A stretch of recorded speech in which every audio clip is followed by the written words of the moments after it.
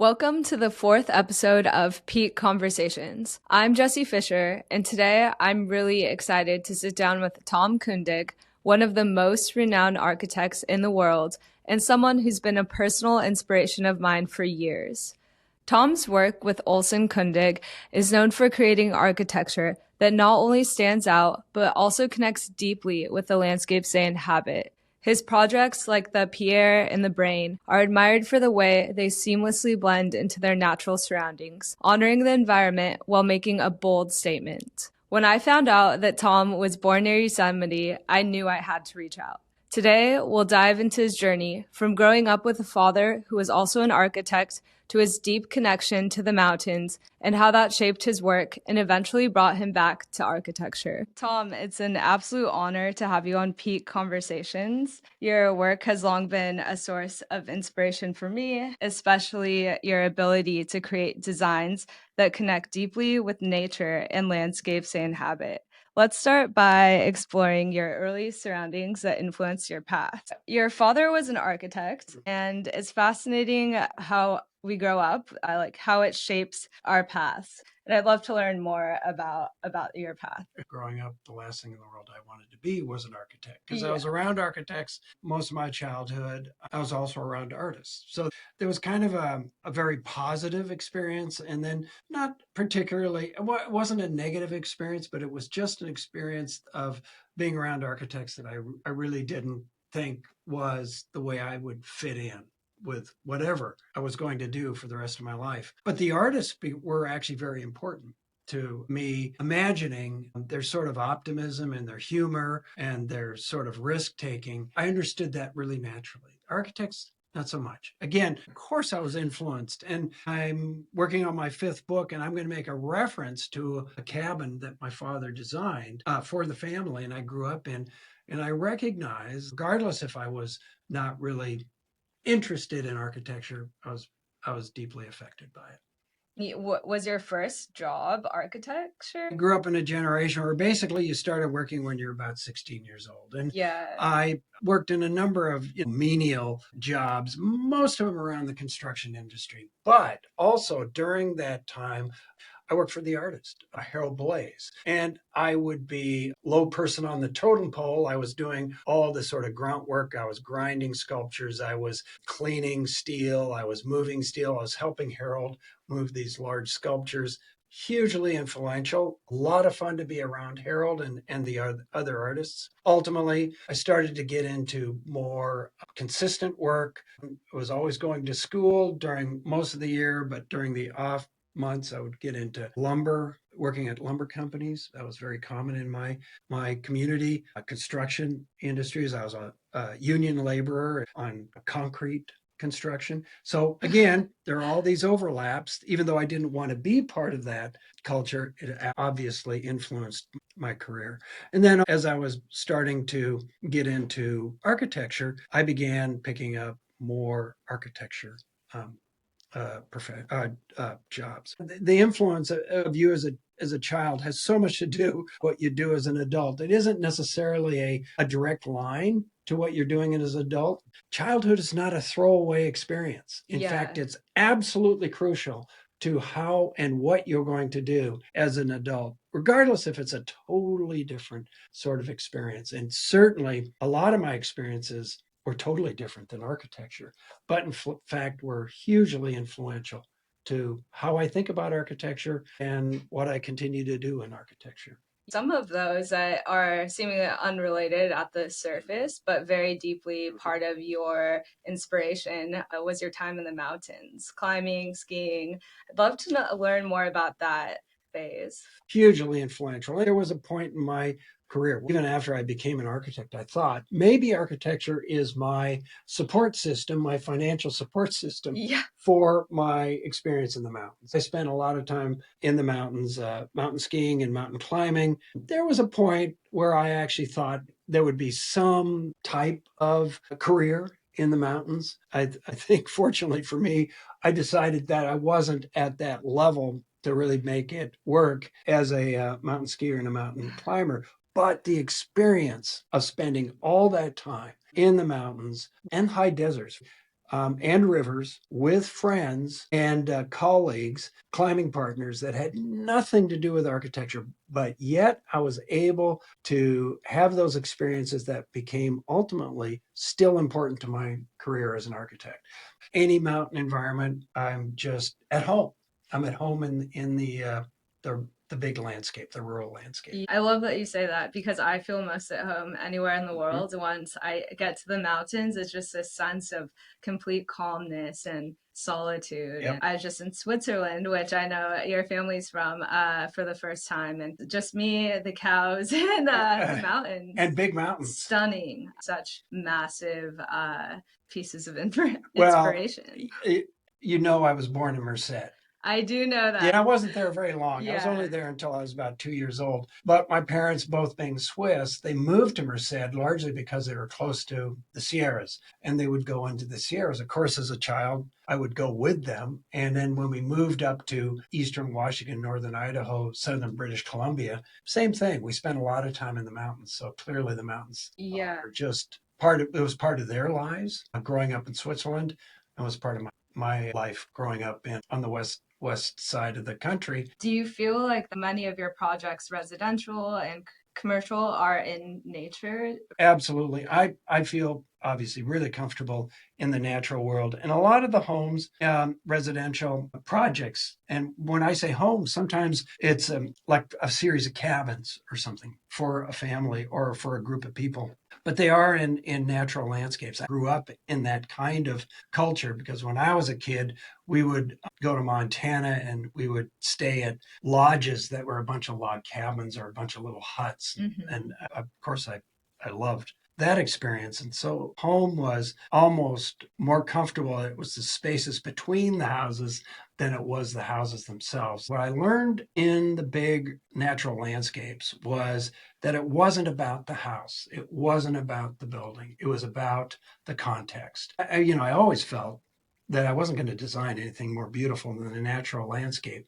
It was about how do you make a place that's more about the landscape or the context than it is about the house? I think if the work I do in the big natural landscapes, the house in a sense disappears, which is an overstatement, but still it's supposed to feel like you're there in the landscape. Also works in an urban landscape. And I've spent a number of years in urban landscapes. Both are context. Both are places outside of the architecture. And that is the influence of how I think about buildings and architecture. So that instinct of actually looking out the window or seeing what's out the window, in fact, what's happening inside the building, comes from my experience with the big natural landscapes. Did you start just focusing on projects in those natural landscapes and then transition into more of the city settings, or was it a combination? When I was in school, it was clearly more comfortable for me because when you're a student, you're really figuring out your voice. You're figuring out what's important. How are you making decisions? You're awkward. You're sort of misdirected. I clearly felt more comfortable in the rural projects or the landscape projects. For city projects, totally fascinated by them, whatever their locations were. Of course, places like Rome and New York, Barcelona, completely fascinating projects. In the urban landscape, now I'm as comfortable in an urban landscape as I am in a natural landscape. To be frank, I'm probably almost less comfortable in a suburban landscape only because it's not quite as clear a context if it was an urban or rural, because suburban is both. Mm-hmm. And which I actually think is very fast, is mixture, but it's a little less emphatic. And being a mountain climber, you're dealing with the reality sometimes of black and white, and you're kind of comfortable with that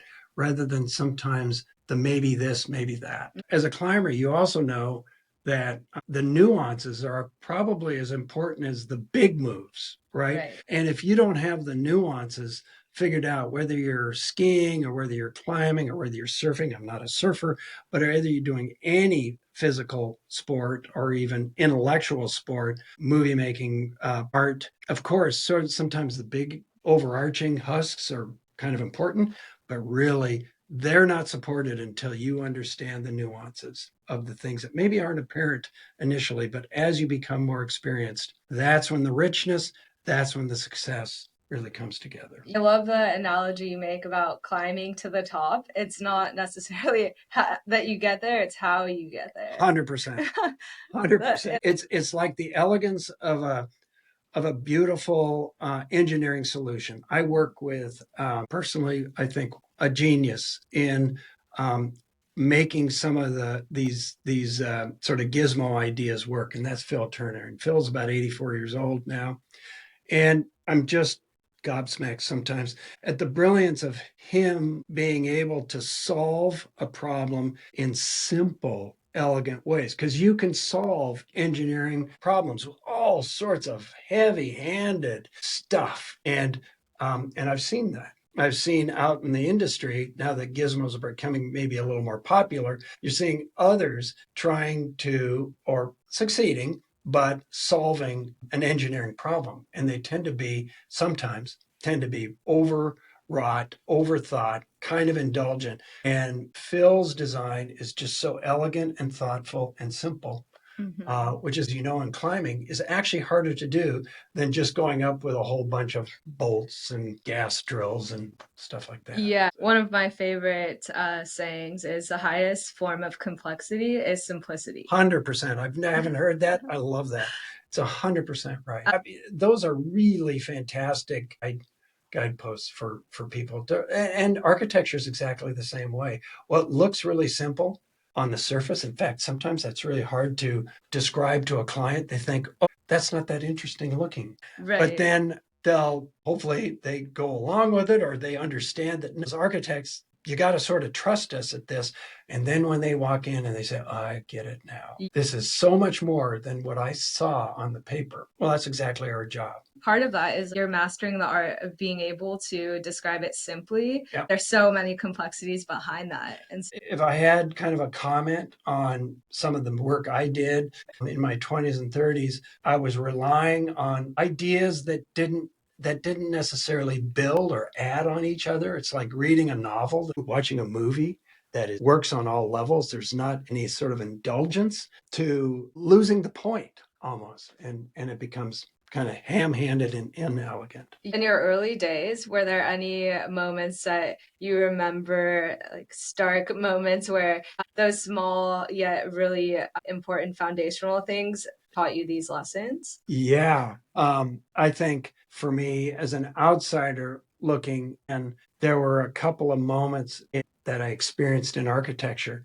where I realized beyond just what's obvious. There's a whole list, but it's a surprisingly short list, right? I'm just bringing one up right now. Ronchamp. The first time I went to Ronchamp, I thought, okay, I have to check this off. I have to check this out. And of course, studied the plan sections and photographs, but I had never really experienced it. And of course, architecture, you have to experience. I remember walking in there and I just realized this is something completely different than what I thought, working at a level indescribable. When architecture is really working at those levels, obviously a lot of them are being done by geniuses, and they're able to answer questions that are not obvious initially, but as soon as you're there, you may not even be able to articulate them, but you can feel them. And that's really important. I can imagine that just seeing your projects, you get that same feeling. Not for years. And it was interesting because for years I would walk into some of the projects that maybe I had more influence on than not. And I would walk in and I would go, oh, it was like something was missing. You just knew, you just had to be self-reflective about it. You couldn't really let yourself off the hook. But then finally there was one project where I went in and I went, okay, this just feels right. It wouldn't matter if it was unloved by other people. You just knew this felt like it was architecture at that level that you were hoping you would meet. All of your work is I'm a huge fan of, but especially the Pierre and the brain. Those feel good. The first one for me that was even before in fact, the brain came from Studio House, and Studio House was the project where I could feel it in the drawings, that's the way it's supposed to work. Yeah. You can feel it before it's built. And when it was built, I felt it when it was built. And I just felt, okay, it wasn't 100%. It wasn't, necessarily life changing, but it had life impact because I recognized now it's working. There's something that feels right about that. And yeah, the brain and Pierre followed that experience. It was the actual house that made you feel that for the first time. For the first time. And let's just be clear. I recognized that there were, even during the drawing phase, there were issues that I just felt weren't really resolved 100%. And in reality, it's absolutely true. I still go to those projects and I look at that and go, how could have I done that maybe just a little bit better? So I go, and everybody does this. All architects will go through their projects and they recognize to hit a home run, to like literally a home run. First of all, I don't even know if one exists. I don't know if Corbu would say Ronchamp was a home run, but it's at that level where you know it. It finally made it to another level, and you know it was working at a mature level. That's probably the best description. Very mature architecture. It's so admirable that you're able to be, and I think this is a core feature of extremely successful people in their field. They're able to always think about how they can improve, evolve, get better. I think you're touching on something that I think is really important because we're lucky as architects. We get to work for a lot of people that are doing really amazing stuff out there. And to a person that's super successful, you can recognize they always know there's another way of maybe tweaking or rethinking what they're working on. So they never really stop. My one of my mentors as a kid was Richard Feynman, the physicist, and he would just always say that, the best thing about what he was doing is he knew it would never end. He knew that his answer would, if it worked, would lead to another question, and then would lead to another question, that he never would be able to complete all his questions. And he couldn't be more thrilled that he was in that kind of place. I love that you just mentioned Richard Feynman because he's also one of my favorite people. Well, have you read The Pleasure of Finding Things? For sure. Okay.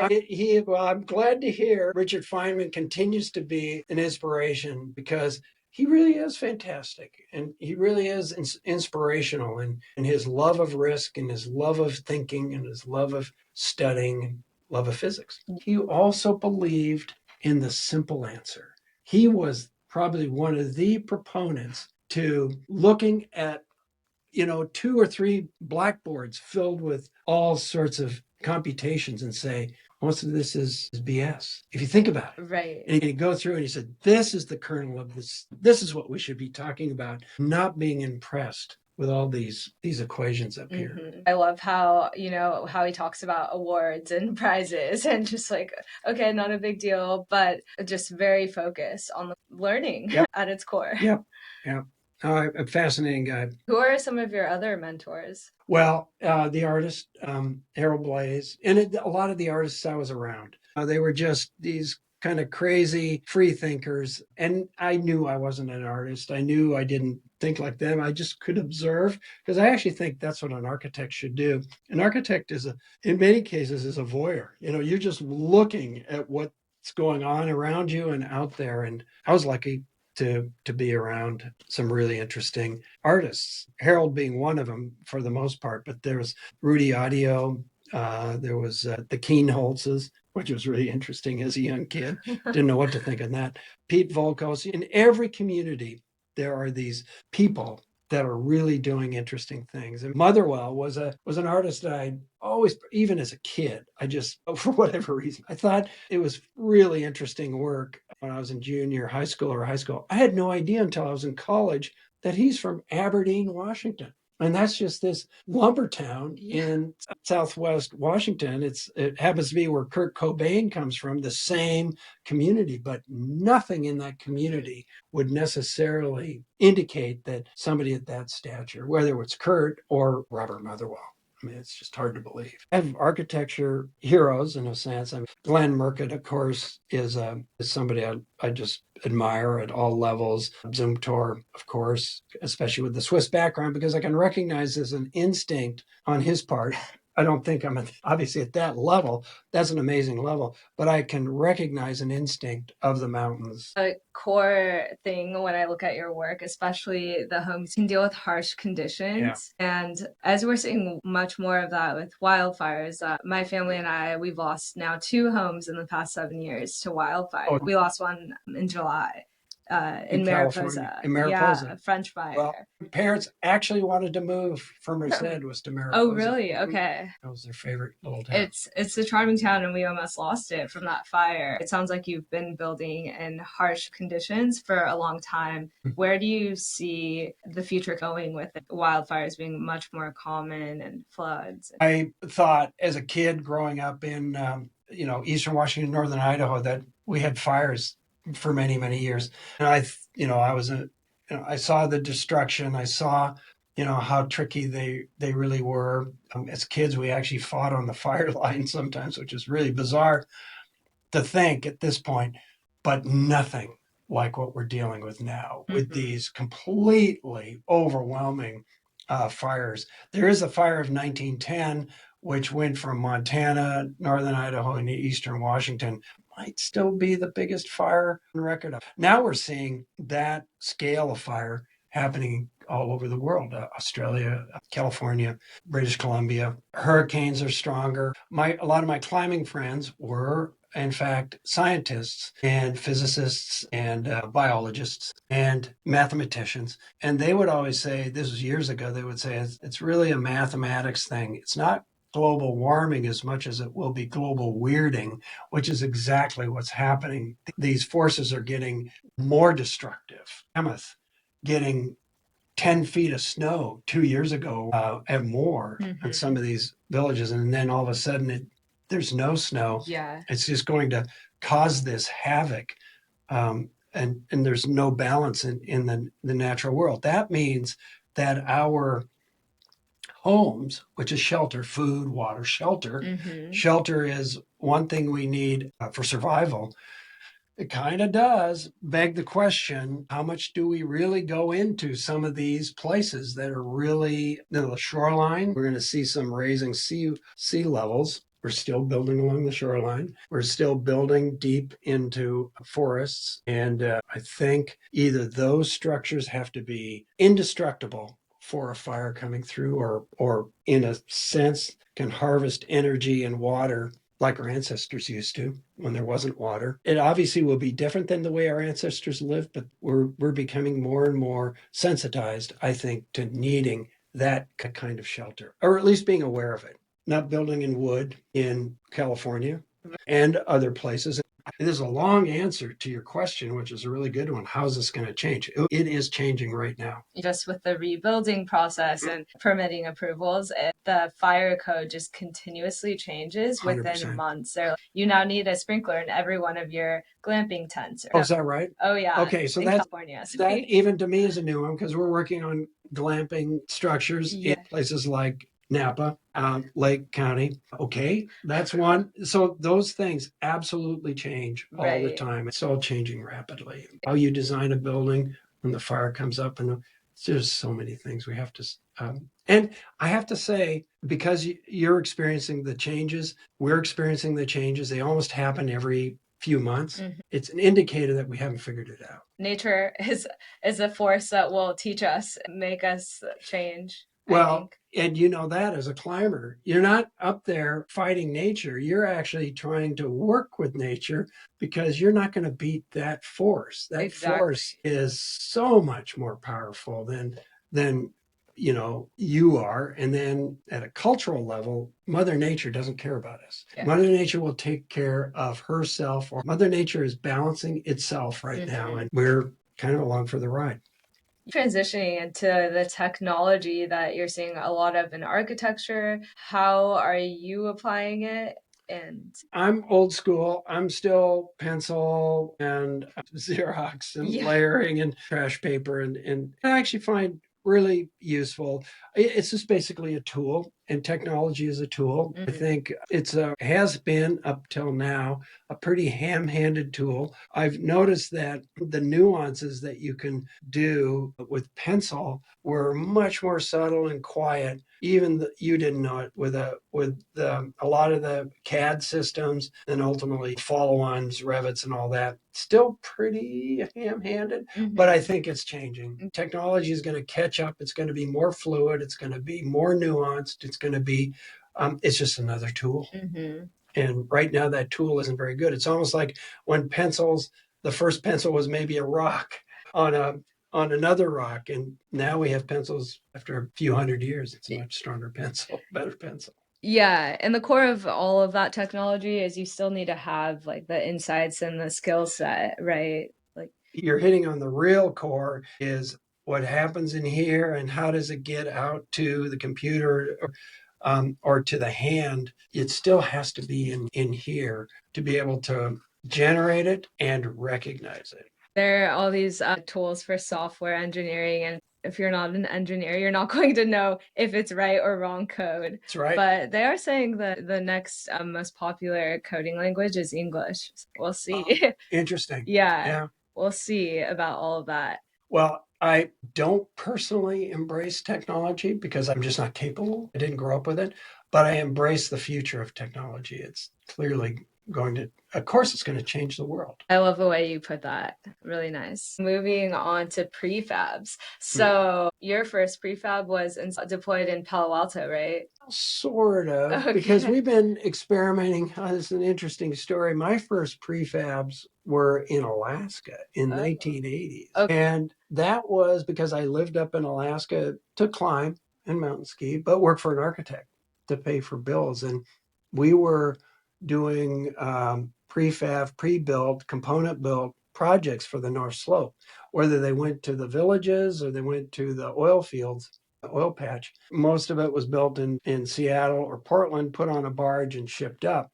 The whole idea of prefab component building has been around forever. In fact, when I was working on those in the 80s, I was all excited because I just thought, we're doing forefront bleeding edge kind of work here. And this old guy, it's always an old guy, was just looking at me as I was talking about how exciting this all was. And he used very salty language, and I'm not going to use his language that he used, but he said, we've been building mobile homes and manufactured homes for 20, 30 years, which is absolutely true.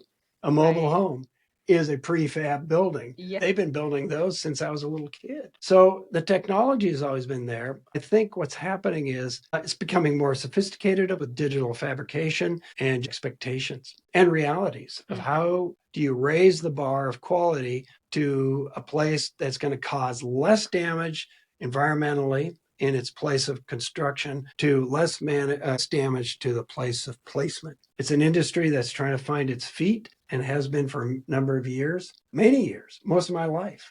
But I think it'll get there. Moving into talking about, you've won some of the most prestigious awards in the world for architecture. And I'm curious to learn, when you hit that point, was there a certain project or was it just a momentum of a lot of different things happening? Oh boy, I think that's a really good question because I hope it's a momentum of a career rather than a particular project. I think the real proof in the pudding for an architect is all of us leaving a legacy of really terrific work, not just one masterpiece. A whole bunch of masterpieces would be great. That's impossible. Well, maybe it's impossible for me, but just a legacy of doing great work with great people like our firm, with great clients, and leaving a number of robust, beautifully done, life-altering architecture is all we can hope for. And it's hard to say you are or are not going to be successful in that, but it's nice to know that after years of doing this without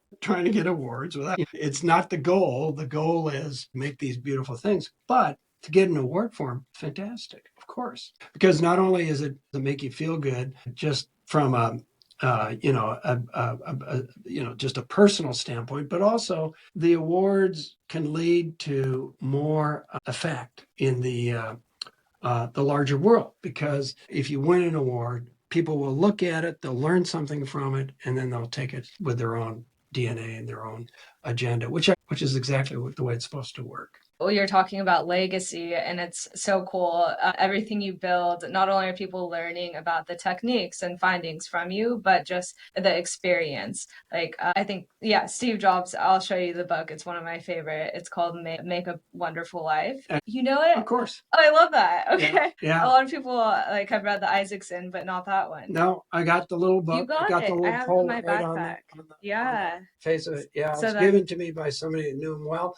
And it is fantastic. You could just read that and you realize this was a visionary that just believed in art really as a way to change the world. Exactly. And so it's like you're building these things, and even though you don't meet the people inside of these buildings, you're impacting everyone. 100%. 100%. Always for the positive. And architects are generally optimists. You know, we're trying to make the world a better place. And God, what an honor to be involved in a profession like this. I'm sure you're excited about every project that comes along, but are there any that there are certain pieces where your brain is sparked with joy? I've been really lucky for the most part. I've worked on some of those that spark joy, and now I'm thinking, well, how can you take that spark and take it to another project type? The project types, they're all important. You know, it's really hard to say some are more important than other. It's more really about the career, I think. And are you leaving a legacy of great places, great buildings, and great memories for not only people you worked with, but the people that live in those places or use those places? Now, you know, buildings last for 100 to 200 years. I'm not going to be around. And I've always wondered, you know, how is it going to be used in the future? Is there something where you write it must be used for this or that in when you're building it, or? No, in fact, I hope I'm answering your question. I don't see a building for only one purpose. I just see, because it's like this building that we're in right now, this was a warehouse for shoes and shirt making. It became a hotel at one point. It became a flop house at one point. It became artist studios at one point. And now architects and lawyers and financial people moved in. Now it's mostly us, just as architects. Who knows where it will be in the future, but it's the same building. And it just works at any level. I think it was Stuart Brand that said the only thing you can predict about a building is you can't predict how it will be used in the future.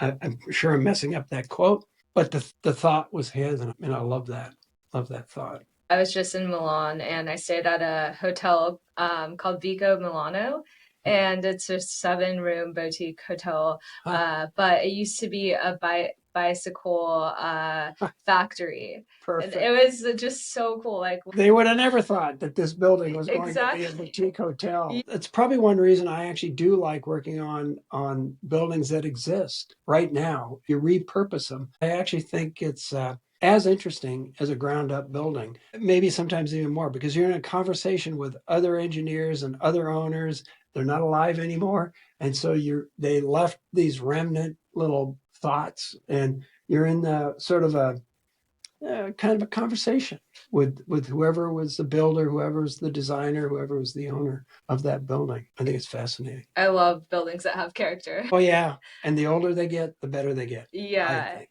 they should improve with age. Part of this podcast is talking about, you know, the peaks, but also the valleys, some challenges that you've faced.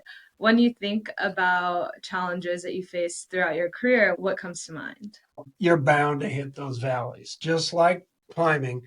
There's a couple things I learned from climbing. One is to be absolutely tenacious, relentless, against all odds, because you're going to be hit with all sorts of horrible things. It could be weather related, it could be equipment related, it could be personnel related, it could be skill related, it could be any number. You have to learn how to be calm and resilient in those situations. Same with architecture. You're going to be confronted with all sorts of difficult things, whether it's client, whether it's budget, whether it's entitlements, colleagues. You know, it can be and will be a soul-crushing profession at times, and that doesn't go away. Still, even at my age now and years of doing this, I still have soul-crushing moments where it would have been such a different situation had that worked out, and it would have been so much more positive on so many levels. unless you really love what you're doing, you're not going to be able to pick yourself up and go and continue on. If my last climbing experience was on a climb, it was like a grade 6, very difficult, A4, I think, a 5, 9, 5, 10, something like that. Difficult climb for me. Not for a lot of people, but for me, very difficult climb. Started to snow and it started to rain, and it was, of course, a vertical cliff, and it would take us 2 days, and I just knew it was over. I just didn't want to go through it again, the sufferfest. Yeah. And before that, you would just sort of go, "Yeah, right, we're suffering. Isn't this cool?" I just didn't want to do it. So my climbing partner and I backed off, and that was the last time I climbed. So when's your next climb going to be? I don't know if I'll ever climb again. This is almost 15 years ago, maybe more. Oh. Even skiing, I haven't really skied. That was decades in my life. Mm-hmm. Super important. I'll probably ski again, but I'm still in the mountains. Still in the mountains. So we got a place in the mountains, totally off grid, out in the middle of nowhere in the North Cascades, and it's a happy spot, all levels. But I'm not going to be doing all the adventure risk taking. My adventures and my risk taking has been in architecture, mm-hmm. where I sort of stick my neck out a little bit. It can be taxing, emotionally taxing. The two things you mentioned when talking about the challenges you faced, I think one of them, again, I was listening to Steve Jobs saying this morning, but he talks about you have to be passionate about what you're doing because it's hard, and most rational people will quit. 100%. So, yeah, he's obviously inspirational, and there are a number of people that I think Richard Rogers even there's a YouTube on him, and he says, if you don't like what you're doing, get out of architecture, because you are not going to be a happy person. You have to love the thing you're working on, like Steve did, so much that all the tough times are just tough times and you get through them. Raising awareness that you reach this level of success and you're done with hard times. No. It's like, heck no. Potentially maybe even 6 get higher. Well, that's actually interesting. I think you might even be right. There's more scrutiny, and maybe who actually said that? It was Glenn Murcutt, actually, would agree with you. He said the same thing after he won the Pritzker. I said, well, how are things going? Must be going great. He goes, couldn't be worse. That was his answer. And he got into the reasons why it couldn't be worse. And I understand. What's next on your agenda? Like you have a book that's coming out.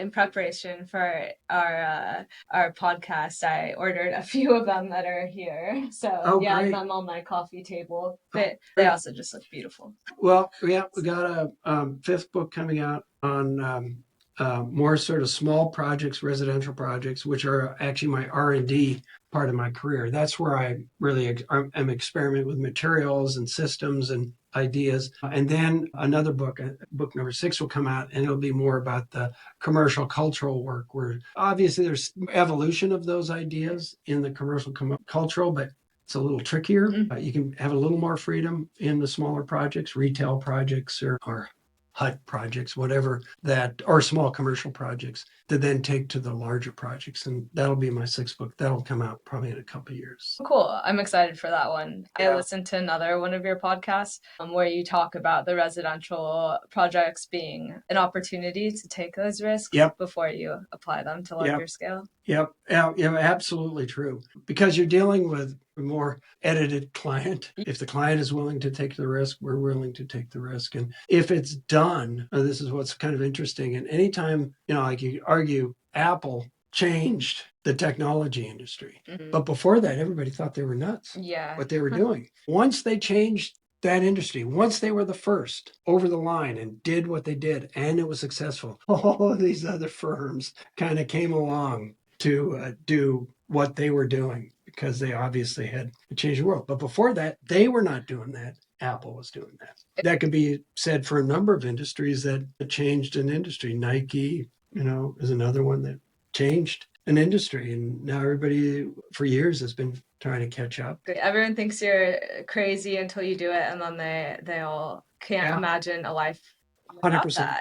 100%. So it's been an absolute pleasure, just our conversation today, and really learning about the inspiration, the mountains, and how climbing's influenced your work, and your constant motivation to learn and just the risk taking now. And of course, our shared books. That's really cool. Well, I would love to wrap up the podcast with something that other young architects, when you first started out, you didn't even think you would be an architect in your life. What's a core thing that you could leave them with? First of all, you have to understand it's really difficult. You will have your soul crushed. But if you love doing architecture and what we're up against, it's just like climbing. It will be a profession that you will grow old in. It will be life-changing. And I can't believe how lucky we all are being architects. And I would just say, hold on, be patient, be tough, be relentless, and it will change your life, and it will change it in a way that you can't imagine. The adventures are unbelievable. And they continue to happen, right? Oh, yeah. They never stop. They never stop. You run out of time before you run out of adventures. It's like Feynman. Feynman, he had all sorts of things he wanted to work on. He just ran out of time. Yes. Well, thank you so much. I know that this will be a super inspiring podcast for others. So I hope so. Thank you. It's been really wonderful. Thank you for the invite.